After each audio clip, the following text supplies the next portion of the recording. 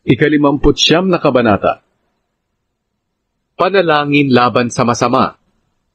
O Diyos, iligtas niyo ako sa aking mga kaaway, at sa mga kumakalaban sa akin ako ay inyong ingatan. Iligtas niyo ako sa masasama at sa mga mamamatay tao. Panginoon, tingnan niyo, inaabangan nila ako para patayin, kahit na wala akong nagawang kasalanan sa kanila. Wala akong nagawang kasalanan, ngunit handa silang salakayin ako. Sige na po, Panginoong Diyos na makapangyarihan, Diyos ng Israel. Tingnan niyo na ang nangyayari. Tulungan niyo ako. Kumilos na kayo at parusahan niyo ang mga bansang hindi sumasampalataya sa inyo. Huwag niyong kahabagan ang mga taksil na iyon. Bumabalik sila kapag gabi, at tumatahol gaya ng aso habang naglilibot sila sa bayan. Pakinggan niyo ang kanilang pananalita, kasing sakit ng tusok ng espada. At sinasabi pa nila, wala namang nakakarinig sa atin.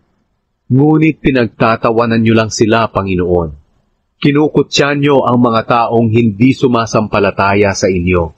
O Diyos, Ikaw ang aking kalakasan. Maghihintay ako sa inyo, dahil Ikaw ang aking tagapagtanggol. At Ikaw ang Diyos na nagmamahal sa akin. Manguna ka sa akin, at ipakita mo sa akin ang pagbagsak ng aking mga kaaway.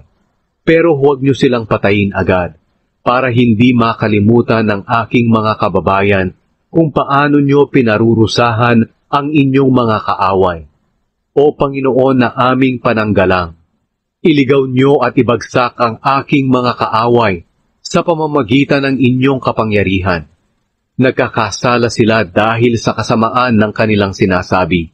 Mahuli sana sila sa kanilang kayabangan. Nagmumura sila at nagsisinungaling. Kaya sa inyong galit, lipulin niyo sila hanggang sa sila'y maglaho. Sa gayon ay malalaman ng buong mundo na kayo, O Diyos, ang naghahari sa Israel. Bumabalik ang mga kaaway ko kapag gabi at tumatahol gaya ng aso habang naglilibot sila sa bayan. Naglilibot sila para humanap ng pagkain at umaalulong kapag hindi nabusog. Ngunit ako ay aawit tungkol sa inyong kapangyarihan. Tuwing umaga aawit ako ng may kagalakan tungkol sa inyong pag-ibig, sapagkat kayo ang aking kanlungan sa oras ng kagipitan. O Diyos, kayo ang aking kalakasan. Aawit ako ng mga papuri sa inyo, dahil kayo ang aking kanlungan at Diyos na sa akin ay nagmamahal.